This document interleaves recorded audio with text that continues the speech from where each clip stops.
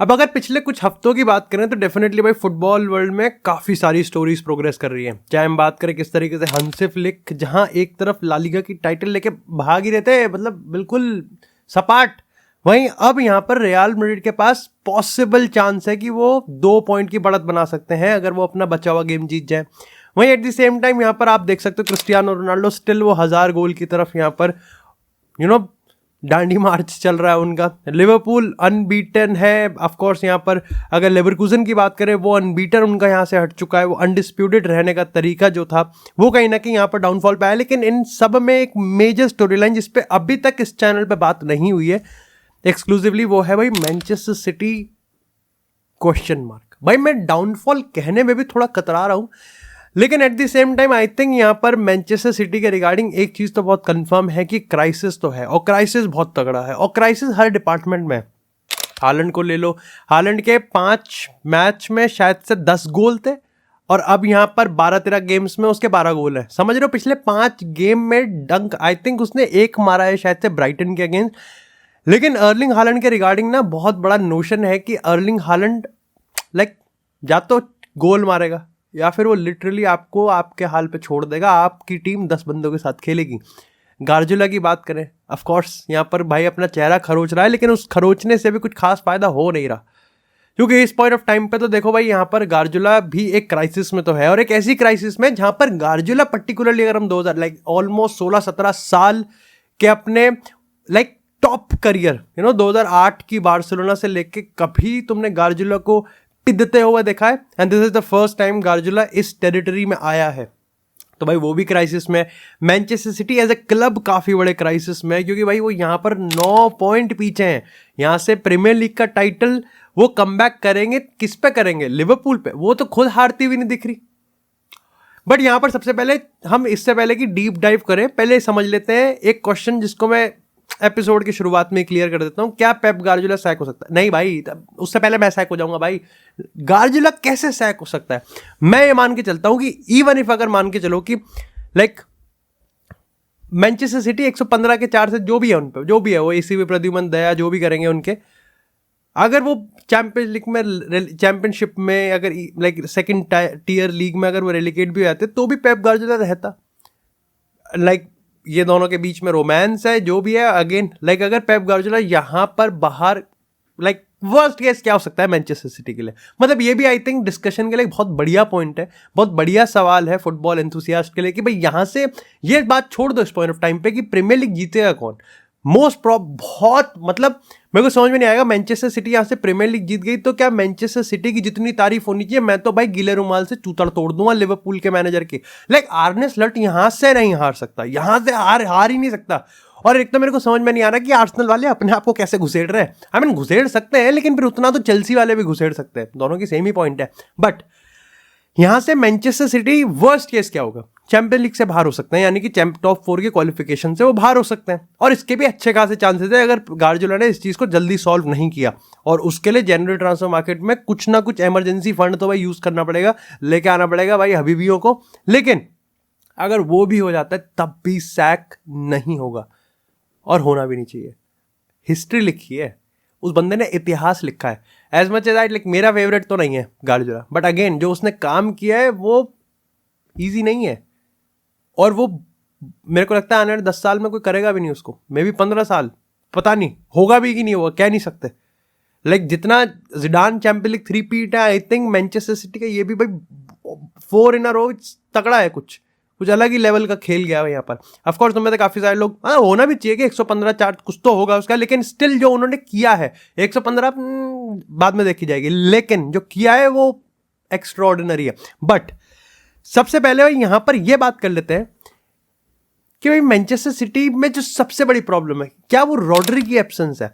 देखो मेरे को लगता है कि यहाँ पर ये चीज़ तो कोइंसाइड हो रही है, रॉड्री का बैलन डोर जीतना and at the same time यहाँ पर रॉड्री ने चोरी किया है, डकैत है, चुरा लिया है, जो भी किया है आई डोंट नो डिजर्विंग है, बट इसके रिगार्डिंग बहुत डिस्कशन स्टार्ट हो गए। ऐसे में यहाँ पर ये चीज़ तब हुई जब मैनचेस्टर सिटी भी हारती हुई जा रही थी, इससे ये चीज़ ना बहुत मेन स्ट्रीम बन गया, समझ रहे हो तुम? मतलब हर फुटबॉल बंदे के जुबान पर ये तो आ ही गया जब भी वो मैनचेस्टर सिटी की रॉड्री नहीं है। बट जो प्रॉब्लम्स है वो बहुत डीप है। तुम ये चीज समझो कि आई थिंक यहाँ पर मेरे हिसाब से मैनचेस्टर सिटी अब गार्डियोला के अंडर एक तीसरा रेवोल्यूशन या फिर आप कह सकते हो तीसरा रीबिल्ड के अंडर जाने वाली है। जहां पर जब वो आया था 2015-16 में, तब यहाँ पर मैनचेस्टर सिटी पहला रीबिल्ड किया था, उसके बाद यहाँ पर उसने दूसरा रीबिल्ड किया था। ऑफ कोर्स एक साथ नहीं होता रीबिल्ड। आप देखो डेविड सिल्वा की बात करें, स्टर्लिंग की बात करें, लेरोय साने की बात करें, सर्जियो एग्यूरो की बात करें, उस ये टेक्निकल फ्लेयर प्ले स्टाइल से चेंज होके वो एक पावर डायनामिक्स के पास गया, कंट्रोल पे गया। मतलब पूरा का पूरा फील्ड 90 मिनट गार्डियोला के हाथ के नीचे होना चाहिए, जिसमें अकांजी आया, नेतन आके आया, रॉड्री की बात करें, बर्नार्डो, लाइक ये सारे players, Erling Haaland. It's all about territorial defence. It's not about कि हमको डिफेंडर्स इतने बेहतरीन चाहिए कि जो हर अटैक को रोक दें। गार्डियोला की फिलॉसफी इस चीज पे चलती है कि हमें अपोजिशन को अटैक करने का मौका ही नहीं देना। अगर वो अटैक ही नहीं करेंगे, हमें डिफेंस नहीं करेंगे। इस चीज को, इस टेरिटोरियल डिफेंस डोमिनेंस को ना, वो इस चीज से मेंटेन करता था। ऑफ कोर्स आप इन्वर्टेड फुलबैक की बात करो, जॉन स्टोन्स का हमने रेवोल्यूशन देखा, अकांजी का हमने रेवोल्यूशन देखा, अर्लिंग हालैंड। ऑफ कोर्स अब जब आपने टेरिटोरियल डोमिनेंस बना ही लिया है, जब सामने वाली टीम को बॉल ही नहीं मिलेगी, आपके पास डी ब्रुयन है, आपके पास वो प्राइम गुंडोगन था, आपके पास बर्नार्डो सिल्वा था, आपने जैक ग्रिलिश लिया, वो आपको फिल फोडन मिल गया प्लेयर ऑफ द ईयर, और आपने आज सारे चांसेस जो बना रहे हो आप, ये कौन तोड़ने वाला है? ये अर्लिंग हालैंड तोड़ने वाला है। And we got the treble winning, we got the 4 in a row। But आज के दिन पे ये चीज पत्तों की तरह बिखरती हुई जा रही है, और इसका सबसे बड़ा रीजन ये है कि it's not just about Rodri. ये रॉड्री से बढ़ के है। ऐसा नहीं है कि रॉड्री का कोई एब्सेंस फील नहीं हो रहा, फील तो हो रहा है। ये मैं बता रहा हूँ ना, टेरिटोरियल डोमिनेंस बनाया है इसलिए क्योंकि आपके पास एक स्टेबिलिटी देने के लिए best CDM in the world Rodri था। अब वो नहीं है, लेकिन इस रॉड्री का भी एक कन्वर्स है ना। मतलब Pep Guardiola is definitely the biggest innovator in the football, और पेप गार्डियोला है भाई, उसने जो उखाड़ा है सिटी के साथ, वो नहीं कोई उखाड़ सकता। बट एक प्लेयर की प्रोफाइल मिस होने से क्या यहाँ पर हमको ऐसे रिजल्ट देखने को मिलेंगे? क्या ऐसा क्राइसिस देखने को मिलेगा जहां पर आप फाइनवुड के अगेंस्ट 15 मिनट में 3 गोल की लीड छोड़ दोगे? इसके पीछे का रीजन ये है कि शायद से आई थिंक गार्डियोला करने की कोशिश तो अभी भी वही कर रहा है कि टेरिटोरियल डोमिनेंस तो बना के रखेंगे, चाहे प्रोफाइल दूसरी रख दें। लेकिन आई थिंक यहाँ पर दो चीजें साइमल्टेनियसली हो रही है। पहली चीज तो ये है कि भाई प्रोफाइल आप रिप्लेस कर नहीं सकते रॉड्री की, और दूसरी चीज ये है कि भाई जो इंडिविजुअल परफॉर्मेंस है ना, वो गार्डियोला को बहुत ज्यादा लेट डाउन कर रहे हैं।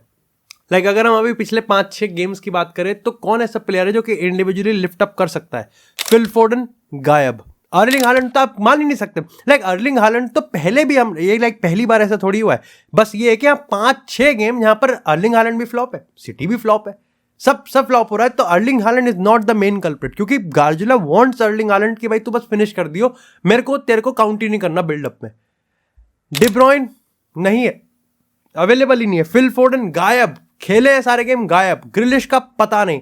बर्नार्डो सिल्वा, गुंडोगन की अगर तुम फिजिकलिटी और यहाँ पर फिटनेस देखोगे तो तुमको लगेगा कि भाई क्या हो रहा है यहाँ पर।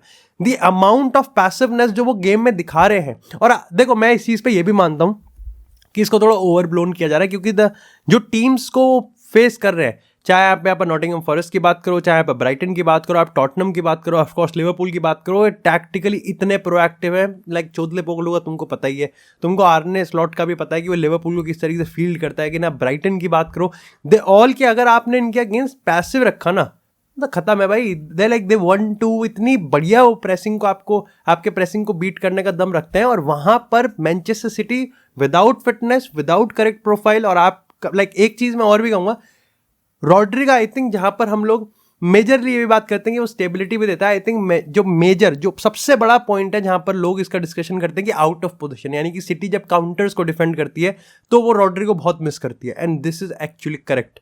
लाइक गुंडोगन और बर्नार्डो सिल्वा का पिवट आप खिला ही नहीं सकते, वाट लग रही है, लगती जा रही है, सामने दिख रही है।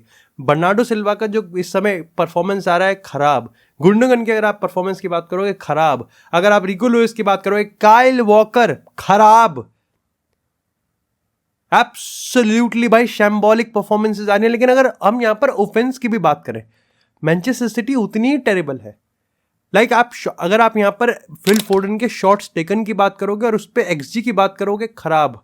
अगर लिवरपूल के अगेंस्ट यहां पर अर्लिंग हालैंड का जो 0.18 का एक्सजी था, उससे 2 गुना ज्यादा वर्जिल वैन डाइक का एक्सजी था।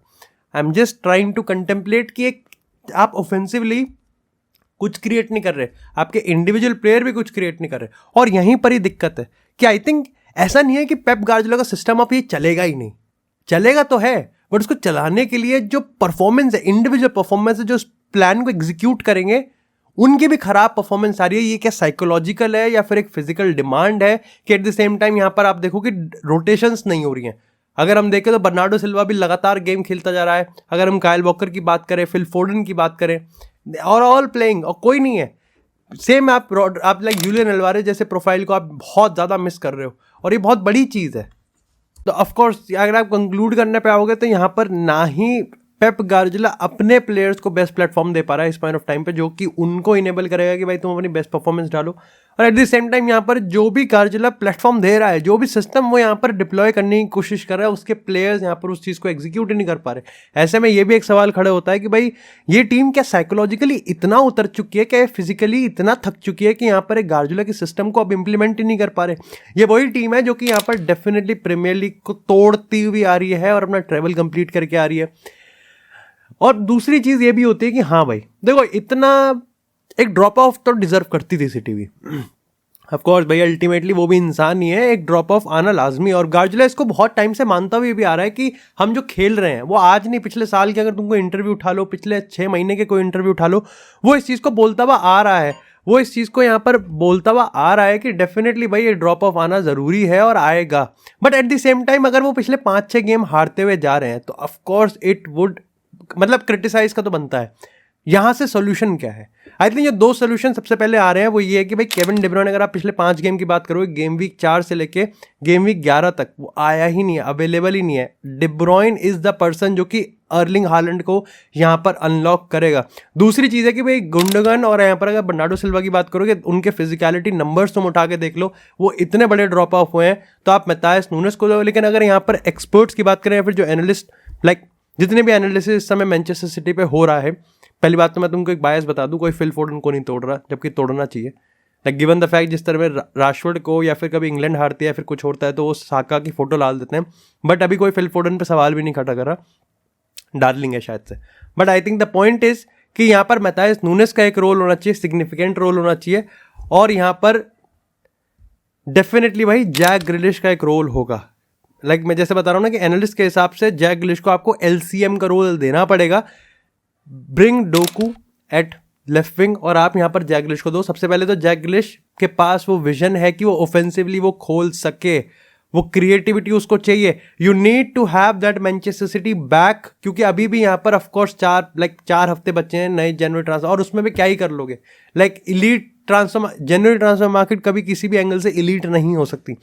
तो आपको ऐसा प्लेटफॉर्म देना पड़ेगा कि अर्लिंग हालैंड वापस से गोल स्कोर करे। हाउएवर अर्लिंग हालैंड ने 8 के XG पे सिर्फ 2 गोल स्कोर करे हैं पिछले, अगर हम कुछ गेम की बात करें 8 के XG पे। ये वो बंदा है जो कि शायद से 8 के XG पे हमको 12-13 गोल दे। बट इन दी एंड क्या सही में पेप गार्डियोला इस चीज़ को यहाँ पर नहीं तोड़ सकता इस कर्ज को? देखो पॉइंट ये है कि डेटा बताता है कि जब भी ऐसी टीम कभी इस ट्रैप में फंसती है, इस फॉल में फंसती है, तो इसके अच्छे खासे चांसेस होते हैं कि आने वाले कुछ टाइम तक तो वो डोमिनेंस नहीं रहेगा, शायद से कभी नहीं रहेगा। बट ये भी एक बात है कि हमने गार्डियोला को कभी इस एरिया में नहीं देखा, तो मोस्ट प्रोबेबली एक नया रीबिल्ड हमको देखने को मिलने वाला है जिसमें कुछ कॉम्बो सेल होंगे और हमको एक नए फेस आते हुए दिखेंगे। बिकॉज ये तो कंफर्म है कि सिटी के कोर को चेंज करना पड़ेगा और वो ऑलरेडी कर भी रहा है, जिसमें आप रिको लुइस देख रहे हो। But of course players like D ब्रुयने की बात करें, गुंडोगन की बात करें, बर्नार्डो सिल्वा की बात करें, या फिर हम काइल वॉकर की बात करें, some of them have to go. और इन सब चीज़ को मॉनिटर करने के लिए I think Guardiola is best.